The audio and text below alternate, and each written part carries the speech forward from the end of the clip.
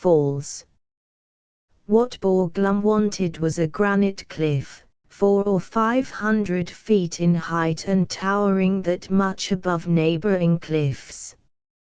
It must lie in such an angle that the main wall would face the southeast, and there should be enough of fairly even, unbroken stone to provide at least an acre of upright surface for carving. The wall facing southeast was a necessary condition because on it the figures would be cut to face the sun. It looked almost like an impossible requirement.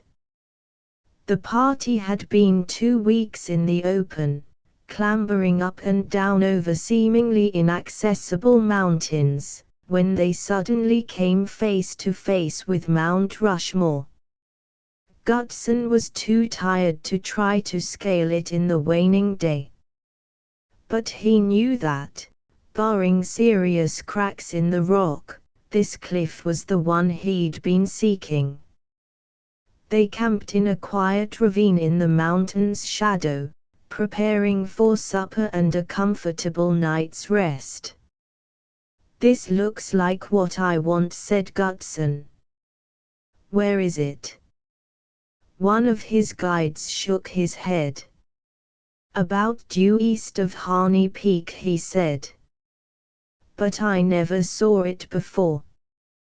There's probably never been a man within miles of this place." So the next morning they started to climb and presently came to an entrance to the great dike they hoped to surmount. Wear and tear of wind, water and ice had cut this opening, piercing the cliff to half its depth. The climbers were still 150 feet from the top that became the heads of Lincoln and Roosevelt. The heads of Jefferson and Washington were placed 200 feet farther south and higher. They surmounted this last perpendicular wall by pyramiding one man on the shoulders of 2 others and using a lariat over a projecting sliver of rock as a hoist line. With torn hands and broken nails they reached the upper floor and looked down on the mining town of Keystone, about 3 miles away.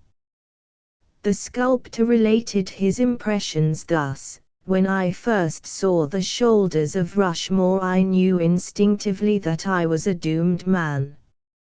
I knew that while the years and I reshaped the mountain, I must be reshaped myself. Once before I had something of the same intense, emotional shock. That was when I stood in front of Stone Mountain and listened to Helen Plain pleading with me to cut into the wall the story of Lee and his associates. Such thoughts passed through my mind as we lay prostrate to rest in the sun on the top of Mount Rushmore. Here great masses of rock of new dimensions, of greater hardness, rose above and about me. I was conscious we were in another world. We could imagine clouds moving over us and around us in stately dignity, or driven by hurrying winds out of the north, or falling as rain or snow against the chill white cliff. And there a new thought seized me, a thought that frightened me and was to redirect me and dominate all my carving: the scale of the mountain peak. We were 6,200 feet above sea level, 500 feet above the surrounding cliffs.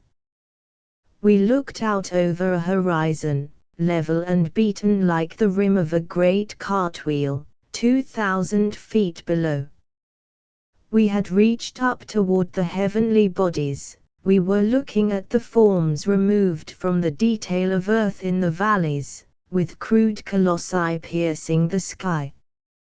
I had worked 7 years on Stone Mountain without real consciousness of this changing relationship of lofty mountain forms isolated in space.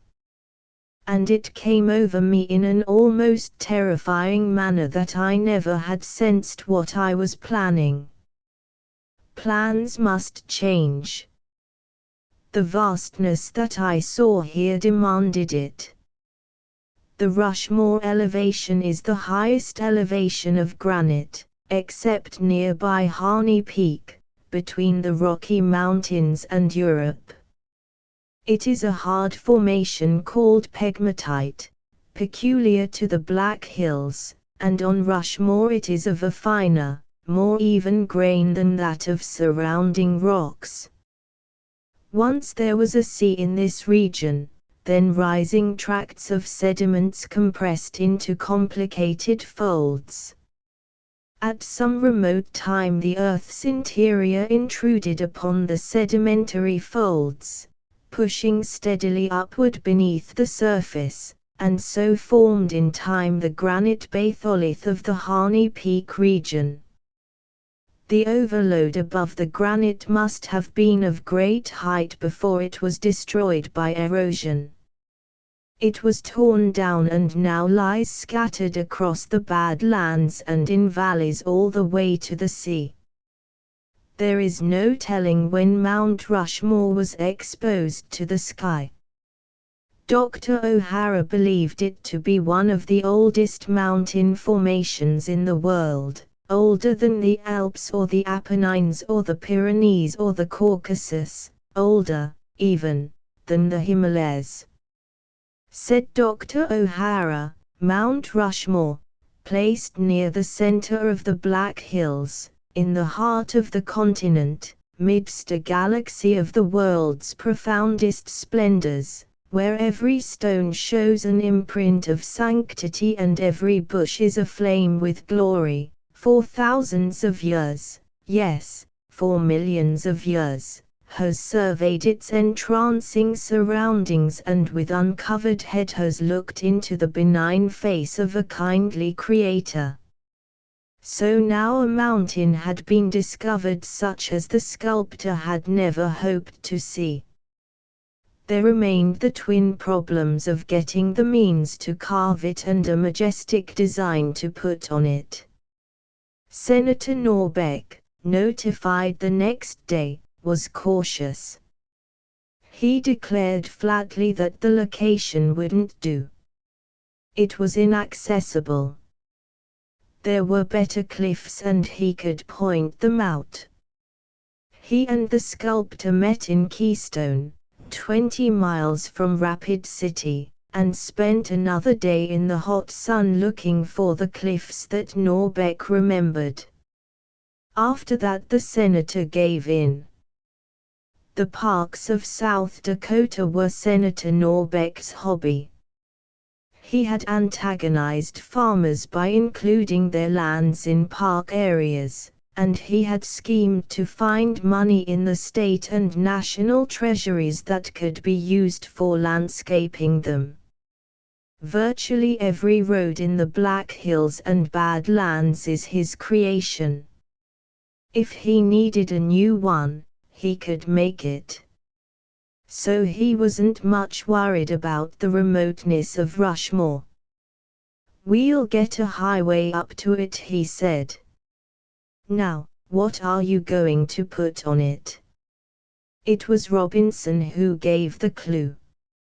Years before, in the shale hills west of Old Fort Pierre on the Missouri River, some children had found a leaden plate left there in 1743 by the Vendry brothers, French explorers. They had claimed the region for the French king as part of the Louisiana Territory.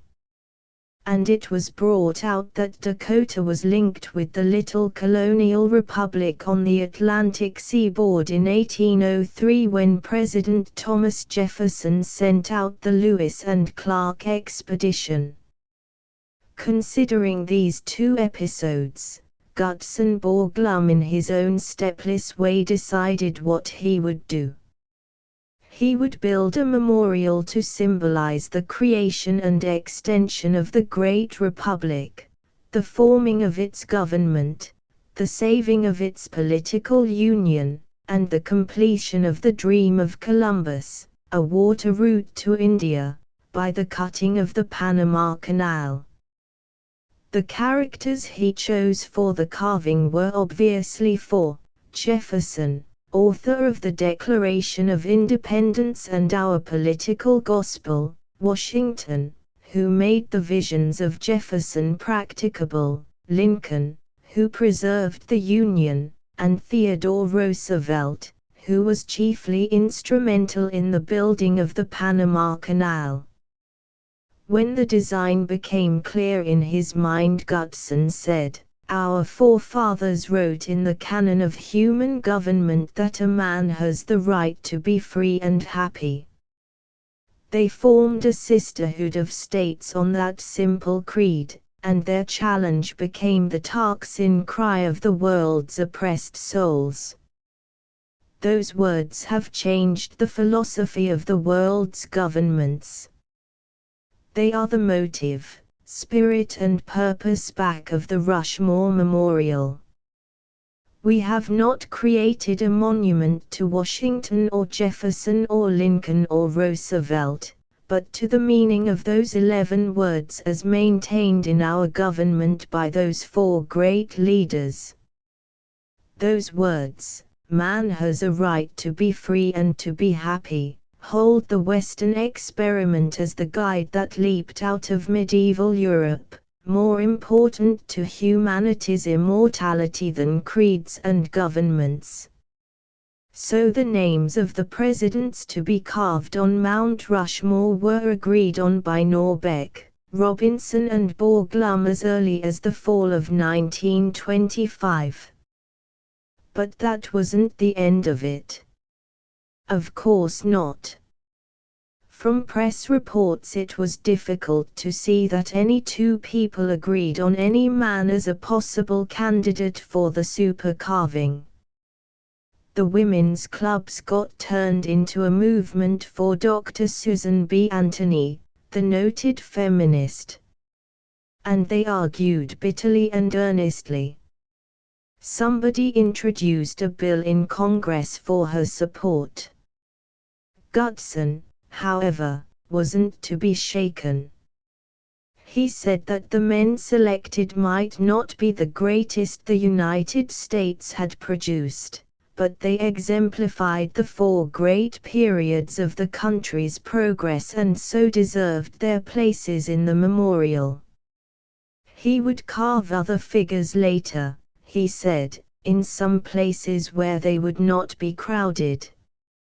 He went to work first on the head of Washington and studied long in an attempt to find out what kind of man he was. Of the familiar Washington portraits, he said, I have examined all the available portraits of value, the Stuart and Trumbull portraits, and the Houdon portrait which I consider best of all. Not the statue by Houdon in Richmond, the figure of which is poor, but the unretouched mask by Houdon which is now in the Corcoran Art Gallery. It is unquestionably the most valuable evidence of the appearance of Washington extant. I choose to represent him before retirement. In retirement a certain fullness of cheek becomes apparent as in Stuart's last picture. His face, definitely masculine, takes on a more rugged form and reminds one of Cromwell at 45. There is much of the robust Britisher, the country squire or nobleman. There is none of the prettified Virginia gentleman that Stuart always produced. I recall a story to the effect that Martha Washington once told him that Stuart had said he had an awful temper, and that he must warn Stuart not to circulate such stories.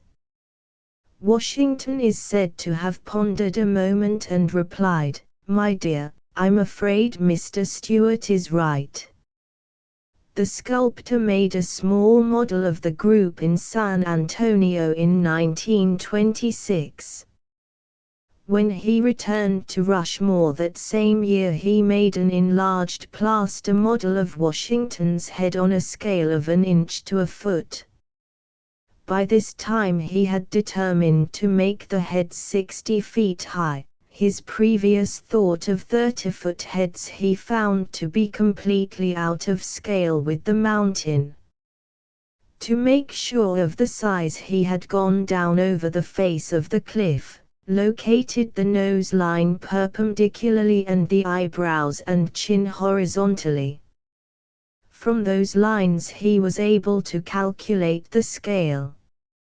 For the next several days he crawled about the cliff and valley, studying the points he had marked on the mountain in red paint with a 6-inch brush.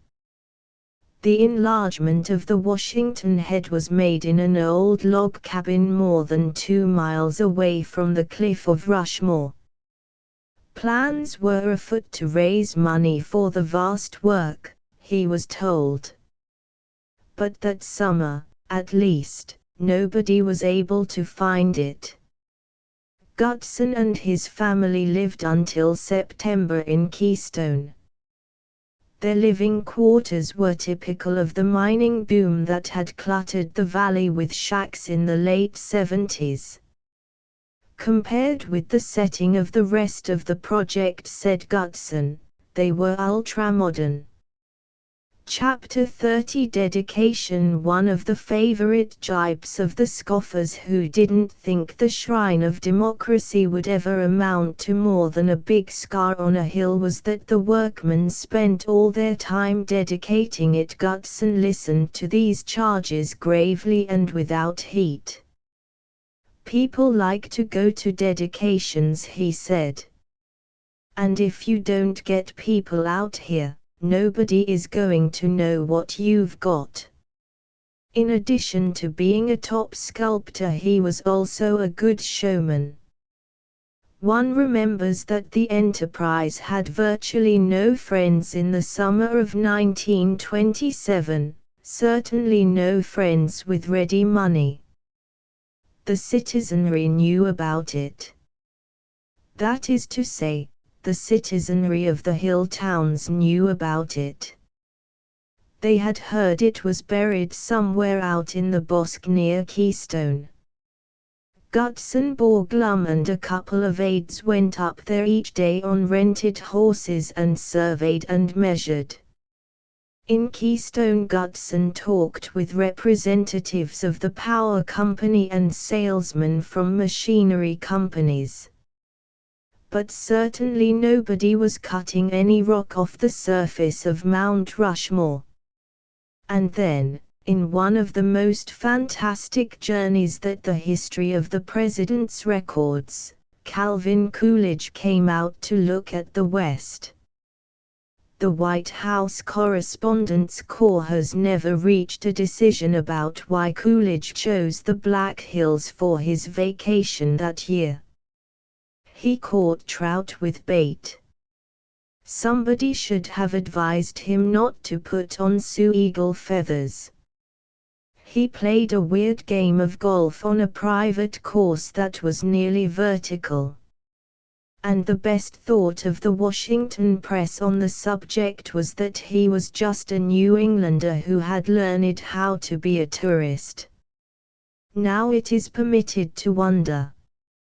Coolidge came out to the game lodge, 30 miles southwest of Rapid City, chiefly because Peter Norbeck suggested it and carefully laid the way for him.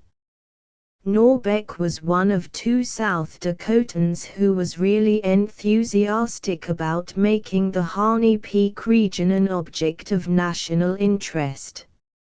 Norbeck and Gutson were friends who believed in each other's magic, and Gutson was a friend of Calvin Coolidge.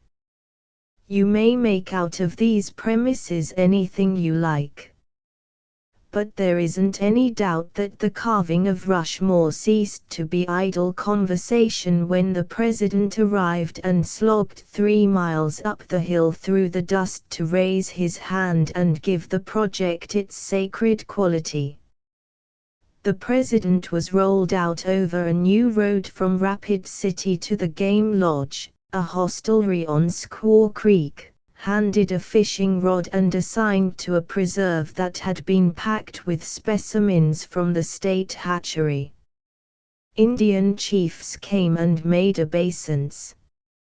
The grumbling correspondents installed themselves in Rapid City.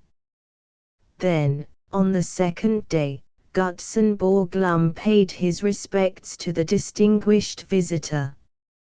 He hired an airplane, which nobody else had thought of, and flew over the game lodge to drop a huge bouquet of mountain flowers on Mrs. Coolidge's lawn.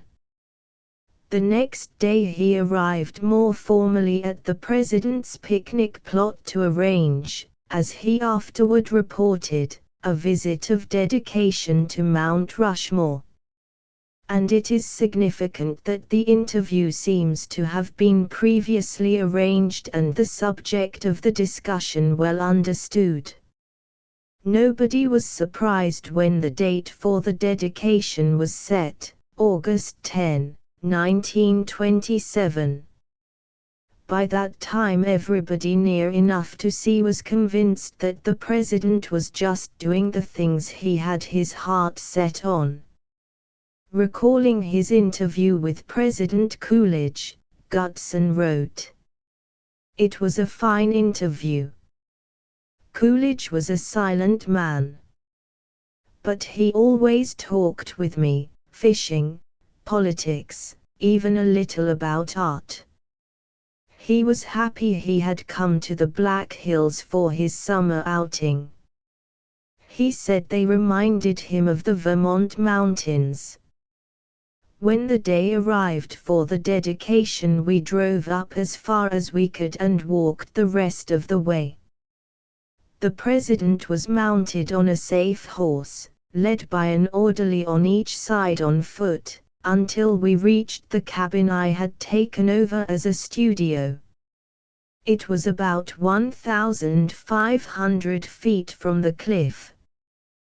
There were lots of specially invited guests who had struggled up the hill. It was something new to see the consecrating of a mountain by the President of the United States. Nothing had been left undone to make this an official act. Everything was done with the greatest of dignity and decorum. Coolidge was really impressed. "We have come here," he said, "to dedicate a cornerstone that was laid by the hand of the Almighty. On this towering wall of Rushmore in the heart of the Black Hills is to be inscribed a memorial that will represent some of the outstanding events in American history, and portraying the features of 4 of our presidents. The progress of America has been due to the spirit of the people. It is in no small degree due to that spirit that we have been able to produce such leaders. If coming generations are to maintain a like spirit, it will be because they continue to study the lives and times of the great men who have been leaders of this country, and continue to support the principles those men represented.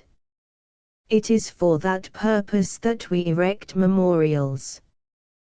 We cannot hold our admiration for the historic figures which we shall see here without growing stronger in our determination to perpetuate the institutions that their lives revealed and accomplished."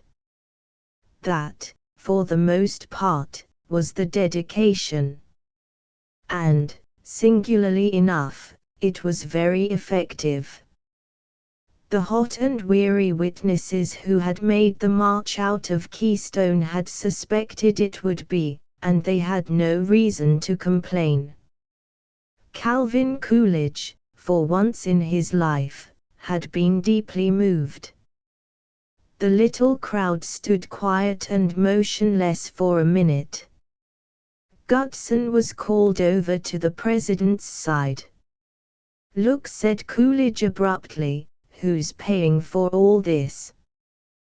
Well, answered Gutson, the Rapid City Commercial Club has been taking care of preliminary expenses. And since the Mount Harney Memorial Association has been formed, some money has been raised in the Black Hills and the state generally. We've got donations from the Homestake Mine and the railroads and from people outside like Charles Rushmore, Herbert Myrick and Coleman DuPont. We are very grateful. The president sniffed. You'll not go far on that, he said. The people of South Dakota can't even pay the interest on their farm mortgages. They've had a dry year west of the Missouri River, explained Gutson. We can hope for more water next year. Nonsense, declared Coolidge. They never get water out there. When I get back to Washington, I want you to come to the White House. You know Secretary Mellon. Yes, said Borglum. All right, pursued the president. He and you and I will sit down and figure out what can be done to promote this work. I know great governments do things like this. The president then handed the sculptor the drills and Gutson climbed to the top of the mountain. The engines were turned on for the first time. The huddled, silent witnesses caught the sudden chatter of the drills. The carving of Mount Rushmore had begun. Gutson came down and presented the first drill in use to President Coolidge. The next two went to Don Robinson and Peter Norbeck, and he kept the fourth. Then everybody plodded back down the hill to Keystone. See me in Washington, repeated Coolidge as they said goodbye. And that the historian might record as the beginning of Rushmore financing. Norbeck and Borglum disagreed as to the proper approach to the problem. Borglum said that he would ask the federal government to donate as much as the memorial promoters were able to collect from other sources. Norbeck said no, that money was hard to collect privately, that you couldn't run drills on promises, and that Mellon could be made to pay the full cost. Gutson, remembering how he had raised more than $1 million for Stone Mountain, refused to listen to this argument. But, it turned out, Norbeck was right. Toward the end of 1927, Borglum was in Washington.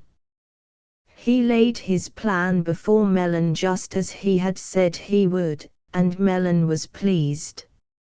So was President Coolidge, for Gutson's modesty was something unusual at the time. Norbeck was not pleased. You could have got it all, he said. Now I don't know what you'll get. He put a bill through the Senate, while Congressman Williamson was doing the same thing in the House, providing for a 12-member commission to take over the drawings, contracts and material now held by Borglum, to be held and owned by the United States government. The $50,000 fund in the Rushmore Treasury was exhausted in the middle of December 1927. So work was abandoned and nothing was done in 1928 while everybody in the Black Hills waited for Congress to act. Norbeck was discouraged in 1928. In a letter to Gutson he wrote, "Previous to this, public sentiment has held up pretty well under our repeated assurances that everything would go right along. but the fact that neither you nor I could scare up a few dollars for the work during the summer of 1928 has led people to believe that we were just talking hot air. Very few people in South Dakota take the matter seriously anymore. Don Robinson tries to, but it keeps him awake nights and he needs sleep. This letter came to Gutson in San Antonio, where he was working on the memorial to Woodrow Wilson destined for Poland, and he was a bit put out. To this letter he replied, image unavailable. Photo by Lincoln Borglum. View of Rushmore showing heads of the 4 presidents, image unavailable. FDR at the unveiling of Jefferson, August 1936. My dear Senator, if I didn't love you and sympathize with the difficulties you have had to face in the past year, I would get cross. But no one can respect you more than I do, know you half so well, agree with you so much and fail to feel that anything you write would be written in the best spirit. If I say anything a bit harsh, I am going to ask you to treat my remarks in the same spirit. I have a feeling from your letter that you feel I have not raised the money that should have been raised, that I have not carried through the matters I should have carried through. Now let us clear up a few of these points. First, because it was with great reluctance that I took up the Black Hills work, for it is a terrific undertaking and I found the country and the people utterly uninformed in such matters and without funds. I agreed to go to the hills and make a survey for a fixed sum. That was accepted. A bill was introduced in your state government with the result that nothing was paid for that service by the state. I found, in other words, that whatever I undertook, I had to carry much of the load all the time, in financing and developing interest, in engineering and production. Finally, when the work was in hand, it was always in South Dakota that the inertia was felt most. While I was there, everything was promised. Immediately I left, everything was put off until I returned. I have made at least 3 complete rounds of the cities in the southwest of South Dakota, feeling out gatherings for the purpose of informing and interesting the people and securing help for the memorial. I have been informed, time and again, at each of these gatherings, that the necessary funds were available provided your committee, or someone you designate, would either be with me or go and collect the money. This was told me even at the Homestake Mine, where I talked for a solid hour to the manager and legal head of the concern, and secured from them the statement that they were completely sold on the proposition and would do their part. You yourself secured their contribution. I am not blaming you for anything. I have never questioned your wisdom, or your politics, or the reasons for delay in Washington. But I do think, and you must bear me out in this, that if the bill had been passed, the past year would have been one of energy, action and production, with the head of Washington completed on the mountain. Less than a month after this exchange of letters, the Rushmore bill was passed. $250,000 was appropriated on a matching basis and more than $50,000 released to match sums previously subscribed. Considering the carving program, this fund was still nothing to cause much celebration. The making of monuments has always been expensive. One such group alone, the Jefferson Memorial in Washington, had an estimated cost of $3 million. But one takes what one can get, and Gutson was cheered again. In one of his last presidential acts, Calvin Coolidge appointed 10 men and 1 woman as the Mount Rushmore National Memorial Commission: John A. Boland, Rapid City, South Dakota; Charles R. Crane, New York City; Joseph S. Cullinan, Houston, Texas; C.M. Day, Sioux Falls, South Dakota; D.B. Gurney, Yankton, South Dakota; Hale Holden, Chicago; Frank O'Loden, Oregon, Illinois; Julius Rosenwald, Chicago; Fred W. Sargent, Evanston, Illinois; William Williamson, Rapid City, South Dakota; and Mrs. Laureen Jones Spoontz, Corpus Christi, Texas. At their first meeting, called by President Hoover in the White House in June 1929, J.S. Cullinan was elected president of the commission and John A. Boland chairman of the executive committee. Work on Mount Rushmore began at once. Some people remember 1929 because of renewed hope that the great memorial would be finished. But most of the rest of the United States recall it as the year that started the Big Depression. Contributions came in slowly, then they stopped. Cullinan, with the blessing of President Herbert Hoover, organized the Rushmore National Memorial Society of the Black Hills to handle advertising, fundraising, memberships, management of concessions, maintenance of the park area, publicity and other matters not directly connected with the building of the memorial. Memberships were set at $100 apiece, which brought in $6,000, and that was the biggest sum that anyone in the undertaking saw for a long time. Then there was the matter of a suitable inscription. The idea of such explanatory matter to accompany the carved figures had been set forth in the congressional bill.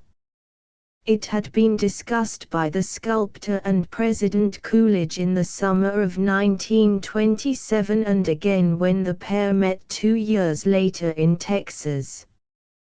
Borglum asked of the ex-president some 8 or 9 terse paragraphs covering the territorial expansion of the Republic and starting with the Constitution and the Declaration of Independence. The available space on the mountain gave room for about 375 words in letters 3 feet high. If reduced to 2.5 feet, there would be room for 475 words. Reporters spread word throughout the country that Coolidge was writing a history of the United States in 500 words. He denied it. Gutson wrote a letter to Mr. Coolidge after that restating what he wanted. He was about to dress the mountainside for the entablature, he said, and would appreciate some copy. Mr. Coolidge sent the 2 paragraphs which read, "The Declaration of Independence, the eternal right to seek happiness through self-government and the divine duty to defend that right at any sacrifice. The Constitution, Charter of Perpetual Union of Free People of Sovereign States establishing a government of limited powers under an independent President, Congress and Court, charged to provide security for all citizens in their enjoyment of liberty, equality and justice under the law."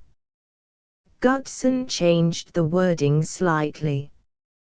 He cut out the word "through" before self-government in the first paragraph.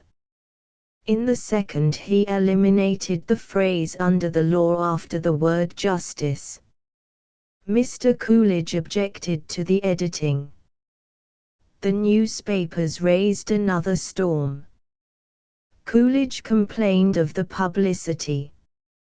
The sculptor assumed all blame and got this somewhat annoyed reply from Coolidge: "I know that you are a great artist.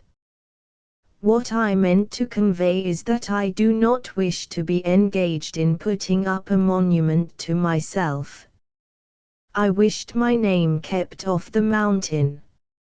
I do not see any reason for your committee giving the press any statement of any kind in relation to me. I wish you every success."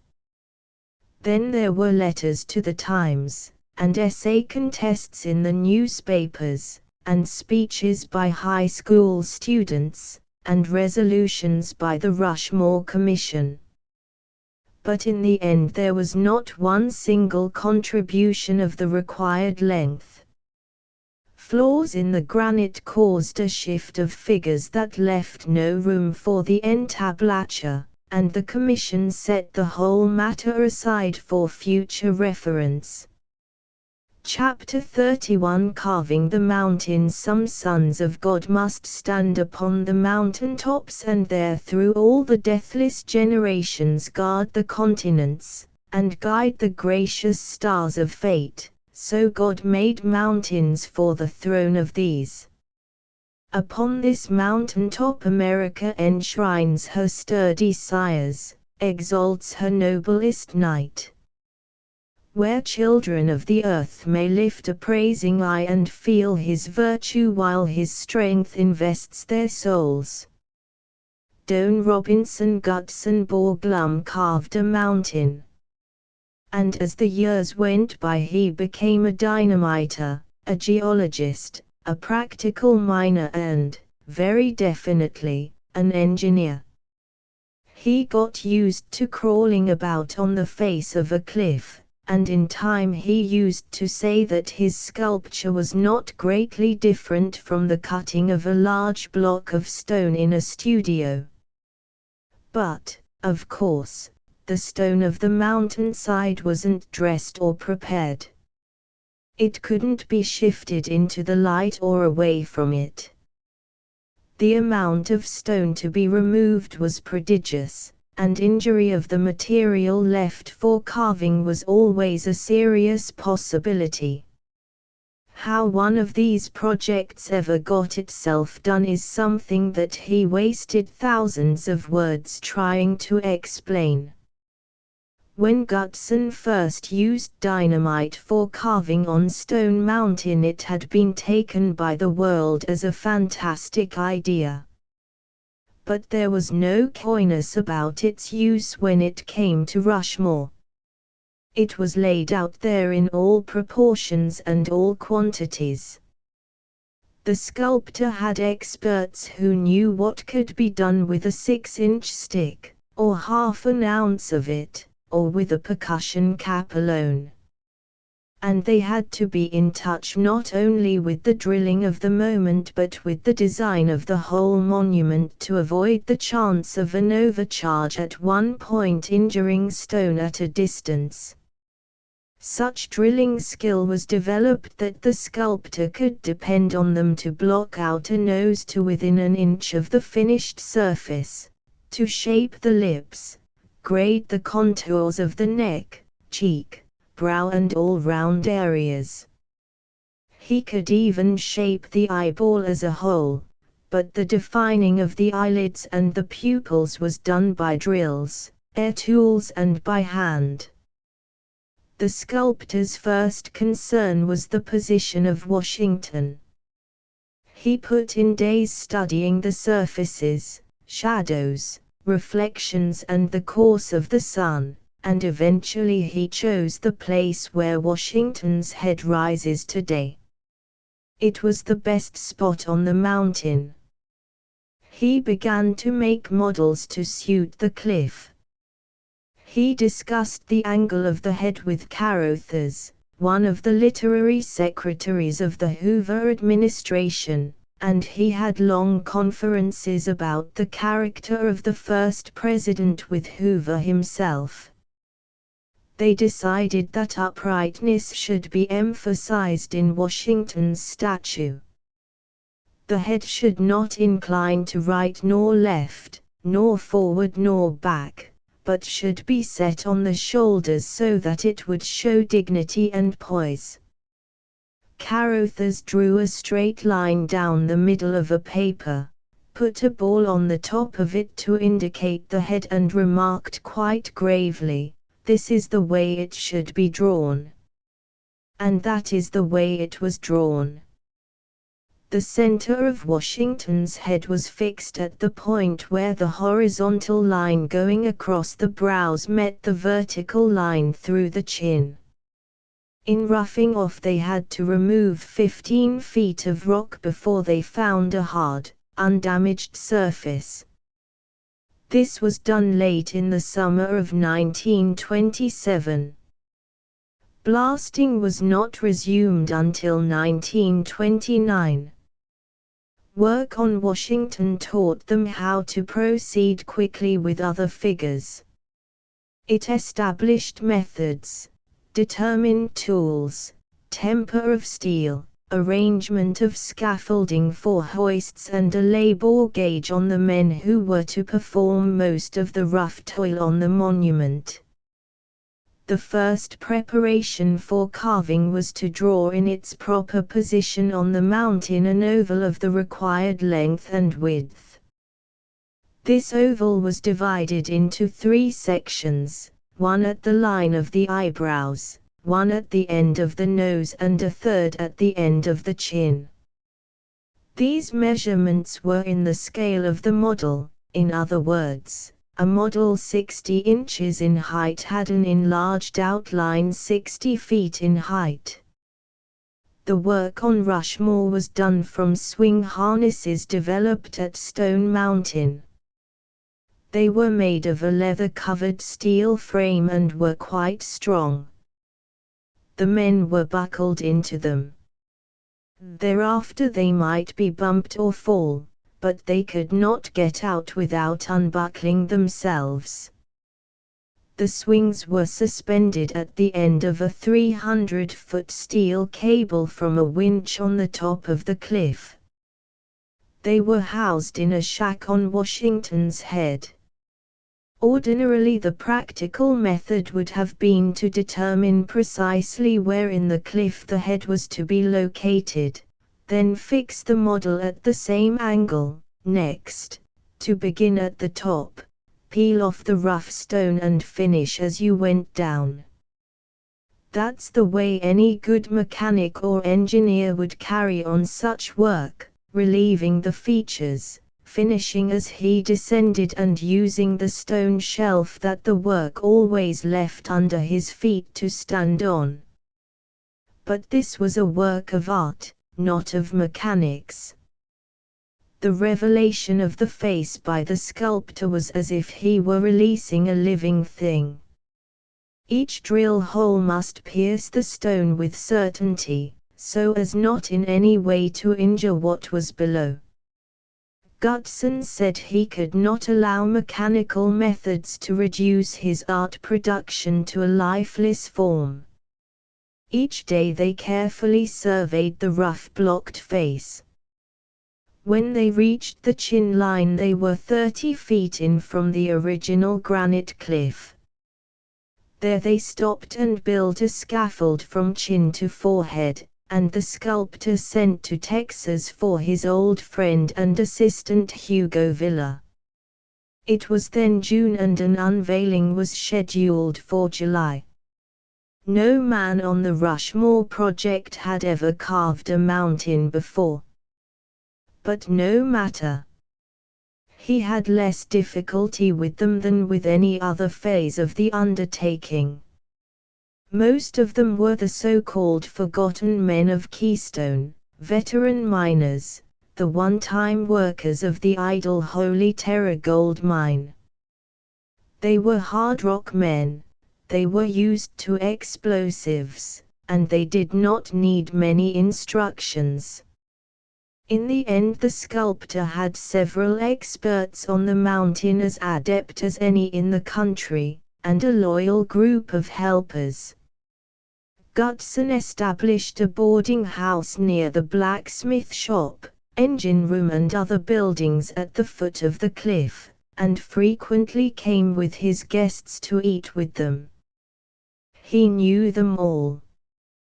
Gutson's original contract with the Mount Harney Memorial Association had specified that Captain Jesse Tucker of Stone Mountain be named superintendent of the work at Rushmore and given a fixed salary of $10,000. To make this sum possible, the sculptor reduced the amount to be paid to himself. The reason for Tucker's position, he frankly stated, was that he must give part of his time to other sculptural work, and that while he was absent from Rushmore he needed someone to take his place. But presently the Rushmore Commission hadn't any money to pay to anybody. There were arguments and misunderstandings, and Tucker resigned. After that, the full burden of the work fell on Gutson.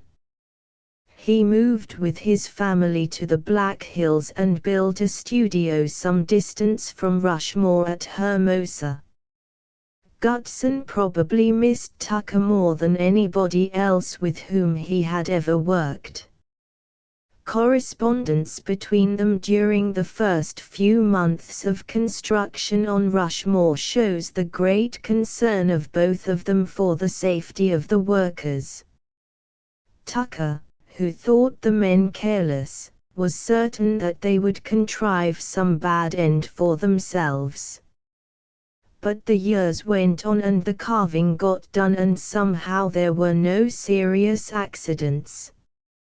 The nearest approach to disaster came when a lightning flash exploded a percussion cap just as the worker was making an artificial electrical connection. The man in the swing harness was shot out into space, but by instantaneous muscular reaction flexed his knees as he was hurled back against the side of the mountain. He was badly bruised but not otherwise hurt. The sun was shining when the accident happened. Thereafter no blasts were set off without the advice of the weatherman. The other accident occurred when a steel wire controlling the hoist broke. The open box in which 3 or 4 men were riding came hurtling down. The quick wit of a young man from Stamford, the assistant superintendent, prevented a serious crash. He stuck an iron rod between the hoist wheel and the cable that retarded the descent of the car. Only one worker jumped out as the car hit. He was treated for a minor chest injury. Some unknown friend whom Gutson always identified privately as Sam Insull set out a diesel engine for him at a town in the western part of the state. For 2 years it furnished all the power needed not only to run the air compressors and drills on the mountain but the pumps of the Holy Terror mine as well. A Wyoming company was started and Gutson, on the promise of electricity for less than his own plant would furnish it, agreed to shut down. Shortly before the day scheduled for the unveiling of the Washington head, the power company informed him that he must sign a contract to use the company's electricity for 20 years or be cut off. Gutson snorted and turned to the diesel engine. But there was no hope from that source.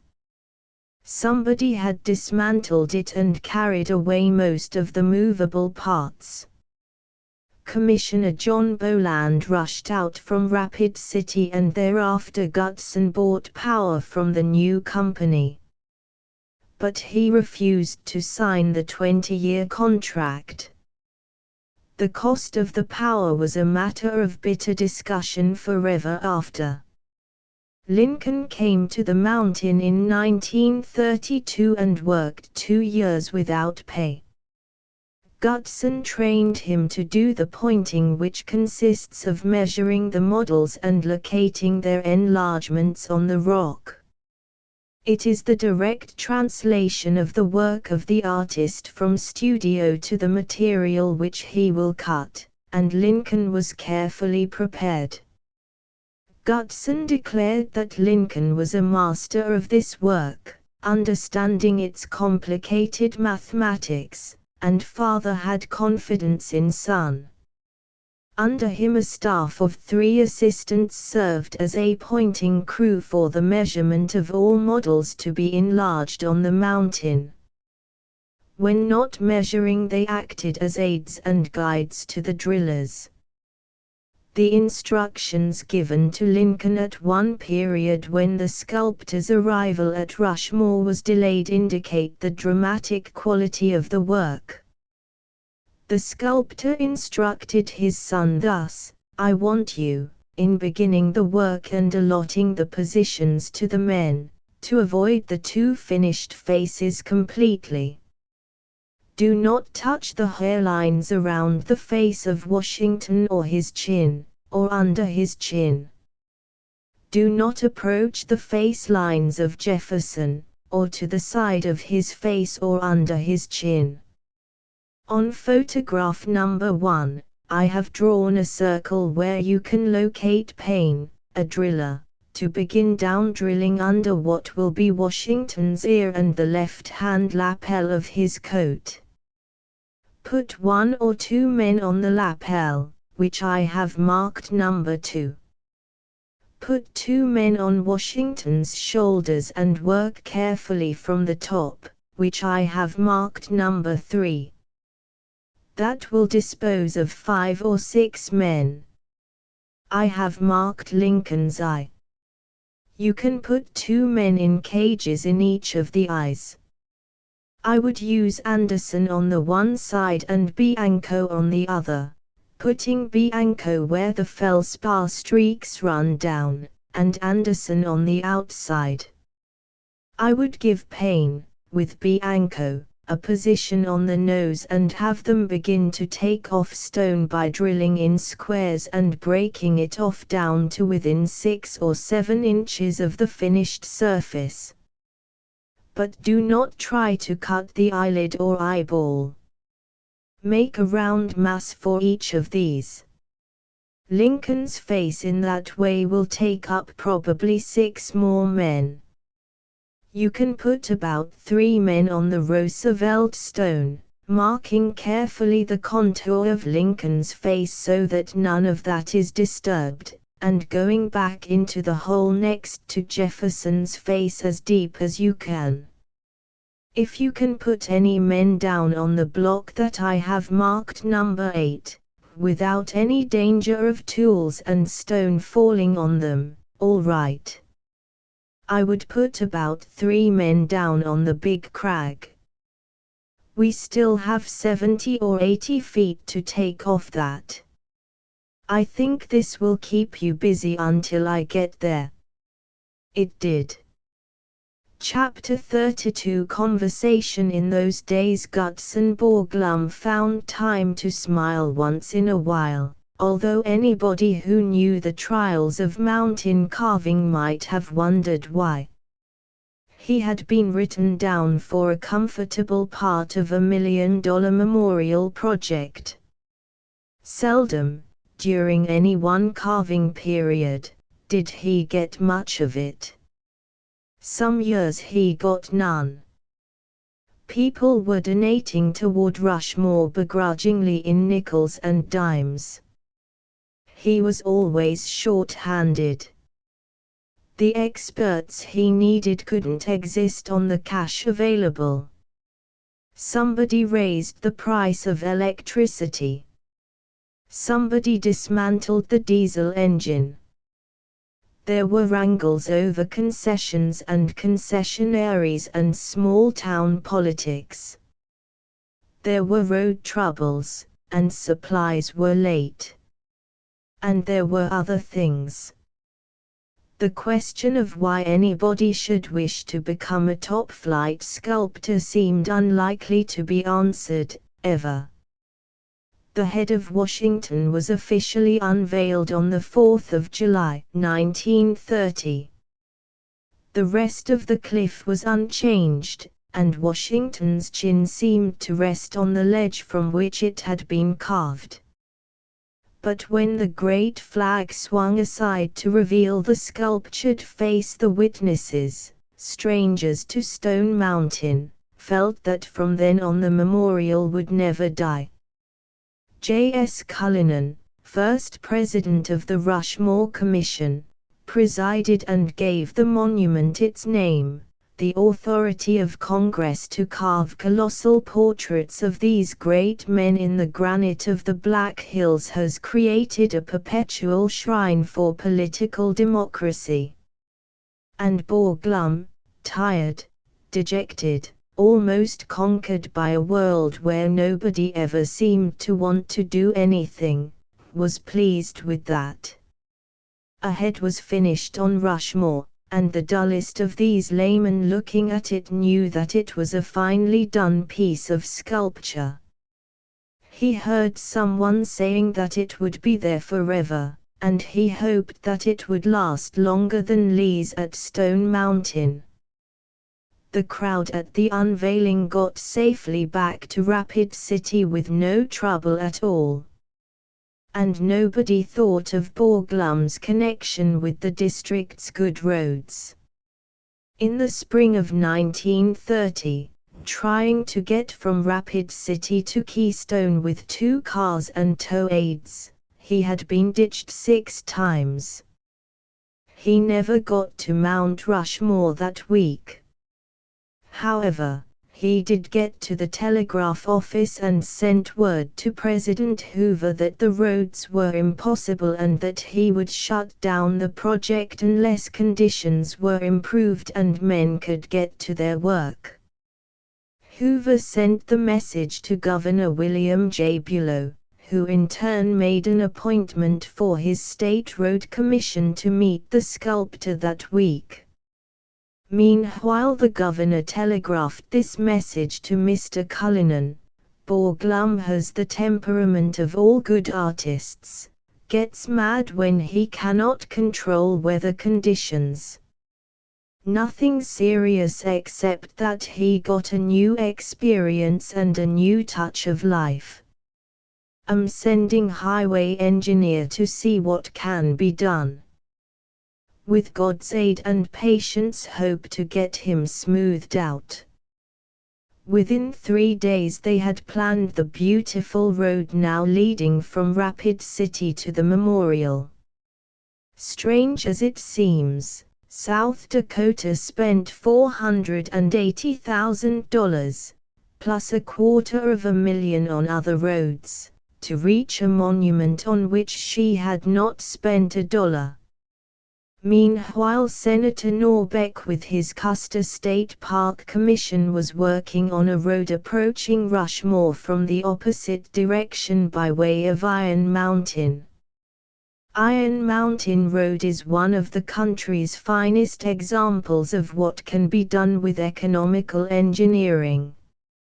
Engineer Charles E. Smith, who laid it out, hadn't much money to spend. The highway runs along part of its highly beautiful journey between Keystone and Grace Coolidge Creek on 2 lanes that are widely separated. It climbs terrific grades on corkscrew uplifts built of pine logs. It is well paved, well graded and safe. One of the features of the highway is said to have come by accident. Work was started from the south end and presently struck a mountain that had to be tunneled. The whole was surveyed with no plan save to keep it in line with the approach already built. When the miners finally broke through, they were looking into the face of Washington on Rushmore. The two remaining tunnels were cut at the same angle, framing the memorial with a showmanship worthy of Gutzon Borglum himself. Borglum was intensely pleased. Norbeck's Iron Mountain Road, he said, is as much a work of art as the carving of the mountain.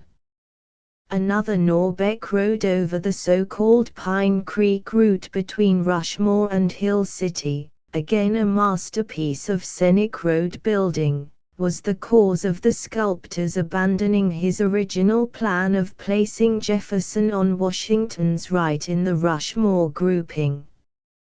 There was a contributing factor in this decision due partly, he thought, to poor work. Up to summer of 1931, Gutzon had been trying to place the figure of Jefferson where he believed he belonged, on Washington's right.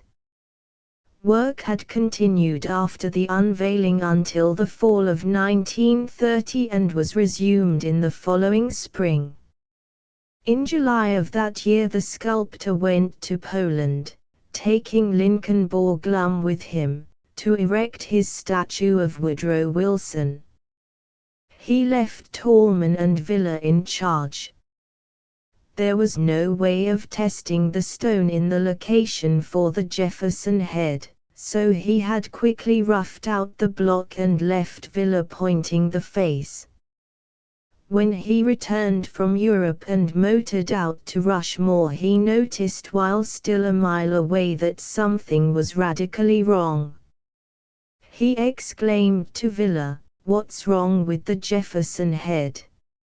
Villa answered by turning to Tallman, "Didn't I tell you the master would notice it from a long way off?" Then he said, "Well, there was a little difficulty about the pointing. The trouble," he explained, "was too deep a depression under the eye and there was not enough stone to push the head farther back." The sculptor did not wait to find out what had gone wrong, rock or work. He was almost too angry for words. Gutzon thought he had taken all precautions. About half the work was finished and it wouldn't do. Who or what was to blame did not matter. The damage was done. There was not enough stone to allow free modeling of Jefferson's face, and Norbeck's new road, exposing the back of the head, made a change in the composition advisable. The sculptor made a bold decision to abandon what had been done on Jefferson and place his figure on Washington's left. This necessitated a change in the whole grouping, while the flaws in the rock in Jefferson's new position were so deep that he had to go back 60 feet before he found good stone for the carving.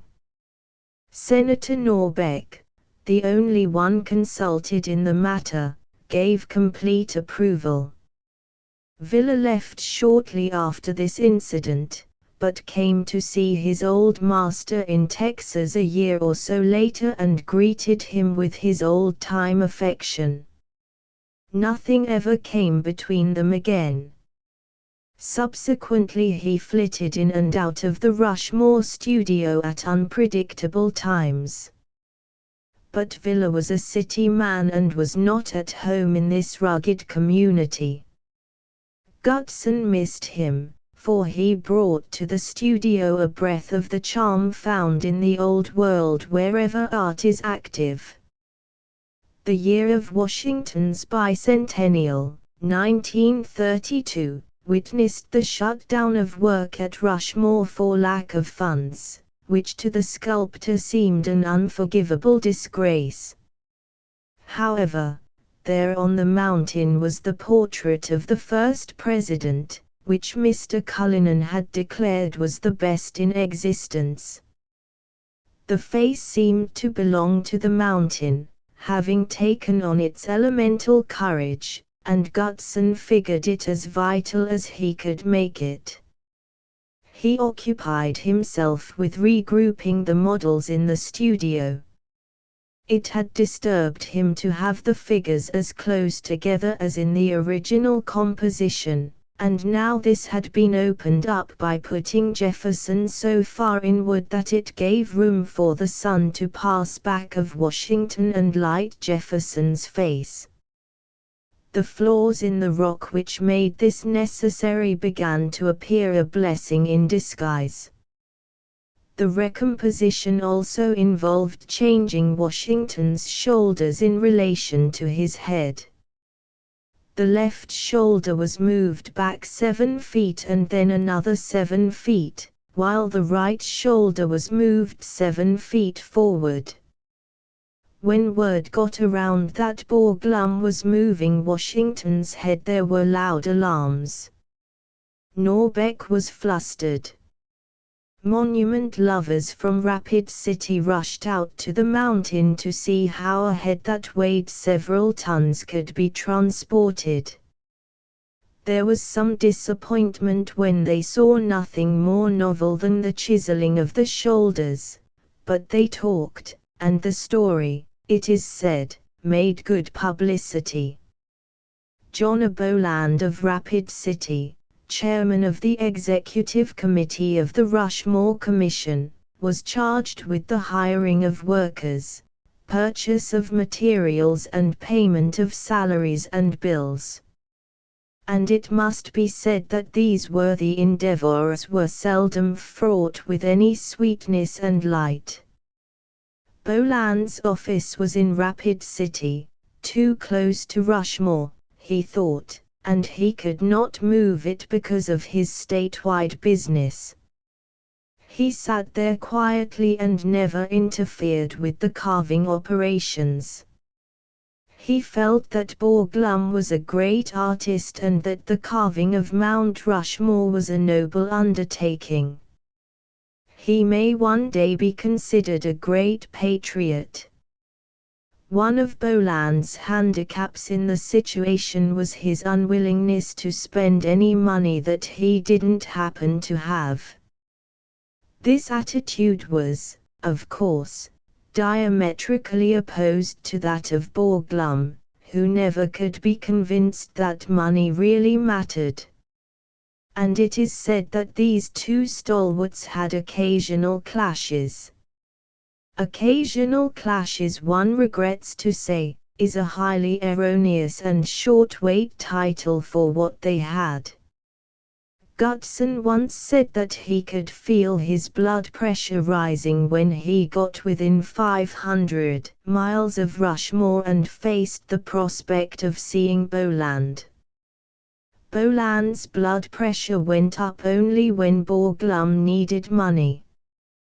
But the men met, discussed the shrine of democracy, swapped observations about the current financial situation and brought the language of toe-to-toe wrangling to a new high. Gutson declared, of course, that he never took these arguments seriously. No row, he said, was ever worth remembering after its cause was gone, and that, probably, is a true report on his reactions. The last time he and Boland met, he was pleased with the course of the world and mellow toward Boland. He had his arm across the chairman's shoulder and was calling him Johnny. What Boland thought about these goings-on is, of course, an entirely different matter. He never talks much about his struggles in behalf of majestic art. Borglum was a great sculptor, he sums it up. He certainly was that. The matter of concessions on Mount Rushmore bothered Gutson considerably more than most people interested in the project realized. Continuous importunities for jobs and for permission to sell souvenirs and postcards and photographs near the work were petty annoyances with which he found it hard to cope. He knew that some such items had to be provided as part of bringing knowledge of his work to the attention of faraway people, but he would not tolerate cheap workmanship or poor taste in anything sold near the carvings. He got along for a while by keeping this trade under supervision in the Rushmore studio, but the relief was only temporary. A resurgence of what he called local petty politics presently involved him, so that he called on the Department of the Interior to send someone to protect him. The Department of the Interior complied, and Gutson learned that nothing is so bad that government intervention can't make it worse. The unimaginative, bureaucratic routines taught to Washington office workers were wholly out of place in a work so constantly changing and so free from fixed rules.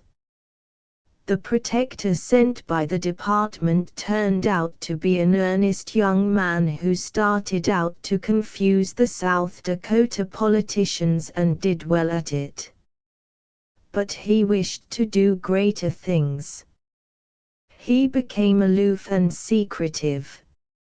After some weeks he was discovered to be corresponding with an engineering company in Switzerland known chiefly for its construction of cogwheel railroads.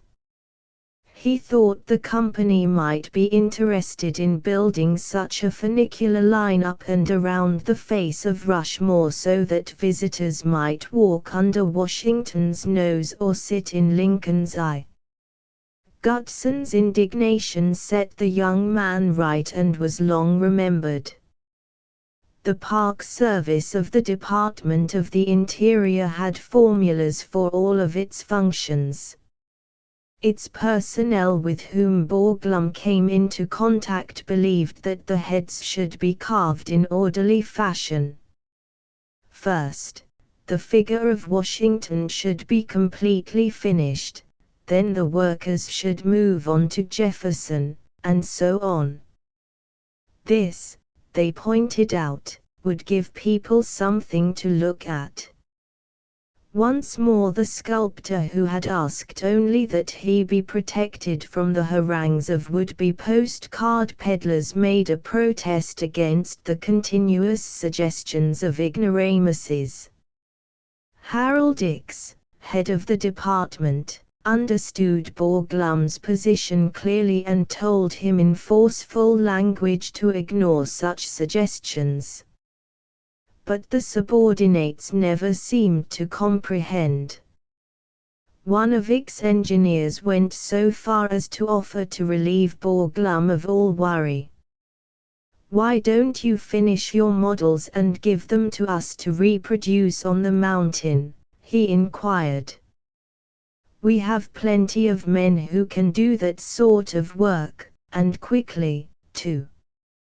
Somebody has to put the life and expression into carved faces." Gutson began to explain as he had been explaining since his first days on Stone Mountain.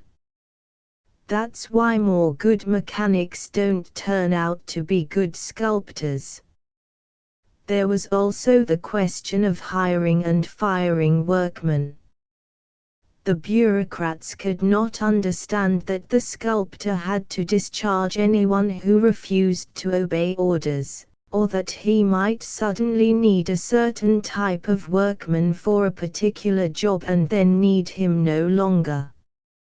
It was such a complicated procedure to get a worker placed on the government payroll that it was no wonder they didn't want to discharge him again in a few days. There are many letters to show that the sculptor's relationship with the various heads of the Park Service was most friendly. Difficulty was due to a misunderstanding of what an art production of this unprecedented character required. Even the Rushmore Commission suggested impractical sculptural plans and picked out certain parts of the work it would like to see finished. And while Gutson was pushing the work, begging more funds to get more power, more workmen, skilled carvers, so that the work might be finished in his lifetime. It was irritating to be told that certain commissioners and local interests would like to keep the project going as long as possible because more tourists would come if they could see the sculptor at work. After 1932 the work dragged on with frequent interruptions and without sufficient funds. Workmen were complaining of the daily climb to their stations, 1,500 feet with a rise of 500 feet, which the sculptor himself made several times a day, resulting in a working time loss of from an hour to an hour and a half every day for every man on the job. To date, approximately 70% of the roughing out of the entire surface to be carved had been completed and 35% of the finishing, within a total working time of 22 months and an average of 4 to 6 drillers at work. The personnel of the commission was so changed by illness, death and lack of interest that it became increasingly hard to get a quorum at the semi-annual meetings. Mr. Cullinan had resigned as president to be succeeded by Fred Sargent of the Chicago and Northwestern Railway. Only Gutson could not resign. As he remarked, the Rock of Rushmore was riveted to his neck. A new phase of the work began in 1934 when the federal government assumed the burden of financing the memorial. Frequent stoppages, constant lack of sufficient power and skilled workmen, plus the unpredictable condition of the stone, had greatly increased working costs. Congress first voted to remove the 50-50 matching restriction attached to the first appropriation, making it immediately available, and next passed a second appropriation of $200,000. There were those near Mount Rushmore who said it was about time. Chapter 33. And final piece. So then there was no trouble at all save bureaucratic misunderstandings and the vagaries of Rushmore Rock. Accurate estimates of the time required to finish the work were impossible because of the constant shifting and reconstruction of design. The stone on Mount Rushmore, although the best in the Black Hills, offered interesting surprises. Some new reddish substance appeared on Lincoln's cheek. Silver and tin crystals were found at the end of his nose. The feldspar crystals on Rushmore are unusually large and add to the difficulties. This was especially true on the lapels of Washington's coat where no powder could be used. Finally, Jefferson's head had to be slightly turned so that the poor stone came in the hollow between his cheek and nose and could thus be removed entirely. An unfailing support to the sculptor through these difficulties was President Franklin D. Roosevelt, who wrote a dozen or more sympathetic letters. One of them he closed by saying, "I am very much interested in the work you are doing, and will be glad to remove any drawbacks that may handicap you.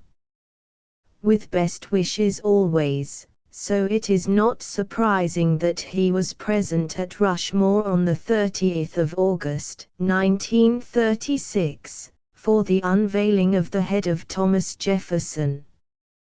He had been touring the West to see for himself the results of desperate drought and had been routed to reach Rapid City on time. At the President's request, the exercises were informal. Flags of Bourbon, France and Habsburg, Spain, fluttering from the top of the mountain, were lowered as the huge American flag was swung back to reveal the face of Jefferson. In a few words, Gutson asked the president to dedicate this memorial as a shrine which for years to come would bring people of all the earth to see what manner of men struggled here to establish self-determining government in the Western world. Mr. Roosevelt responded, "On many occasions when a new project is presented to you on paper and then later you see the accomplishment, you are disappointed. But it is just the opposite of that in what we are looking at now. I had seen photographs. I had seen the drawings. I had talked with those who were responsible for this great work. And yet I had no conception until about 10 minutes ago, not only of its magnitude but of its permanent beauty and of its permanent importance." Mr. Borglum has well said that this can be a monument and an inspiration for the continuance of the democratic republican form of government, not only in our beloved country but, we hope, throughout the world. This is the second dedication. There will be others by other presidents in other years. When we get through, there will be something for the American people that will last through not just generations but for thousands of years. And I think that we can perhaps meditate a little on those Americans 10,000 years from now, when the weathering on the faces of Washington and Jefferson and Lincoln shall have proceeded to perhaps a depth of 1/10 of an inch. Meditate and wonder what our descendants, and I think they will still be here, will think about us. Let us hope that at least they will give us the benefit of the doubt, that they will believe we have honestly striven every day and generation to preserve for our descendants a decent land to live in and a decent form of government to operate under. Don Robinson, Senator Norbeck and William Williamson occupied seats in the front row of the platform, with John Boland immediately behind. The president remained in his automobile throughout the ceremony, with his party, including Governor Berry of South Dakota, around him. It was Senator Norbeck's last public appearance. At the end he smiled and handed to Gutson a note of a few lines reminding him touchingly of the satisfaction he must feel to see this accomplishment. At this time, the summer of 1936, the work on the Lincoln face had advanced enough to show his eyes and part of his nose. It was pushed on so that on the 17th of September 1937, the 150th anniversary of the adoption of the Constitution, this head also was ready for unveiling. For years Gutson had been undecided whether to carve Lincoln with or without a beard. He had tried it both ways in other carvings with almost equal effect. But he had a feeling that a beard added strength to the face and that the world was more familiar with a bearded Lincoln.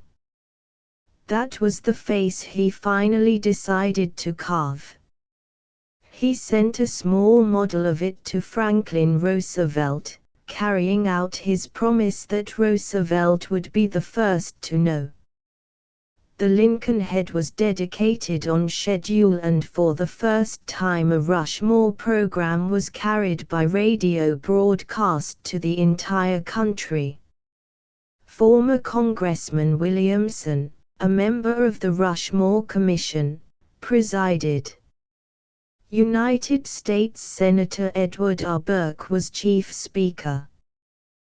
There was an impressive moment when the sculptor called the roll of all those friends of Rushmore whose understanding sympathy and instant aid made this great memorial possible, and who are now with the gods, Calvin Coolidge, Peter Norbeck, James Cullinan. Then taps sounded from the distant heights. The trooper who blew the call was suspended from the side of Washington's head, a quarter of a mile away. During the rest of 1937 much work was done on the Roosevelt head. Gutson wanted it in condition to photograph for the Appropriations Committee. He himself had to spend much time in Washington worrying about the financing. He also made a brief trip to France to look after the erection of his statue of Tom Paine, modeled in the Hermosa studio. As a model for Roosevelt, he used a bust of the president that he had made during his lifetime. There was trouble finding stone enough for the head. He had to go back 120 feet in the rock before the model could be fitted. This was trying work. All in all, 1937 was a typical Borglum year. His contract with the commission was due for revision. The matter dragged along for months before an agreement could be reached. The sculptor got no pay for all that year, and he had to pay his lawyers a quarter of what he would have received to get any contract at all.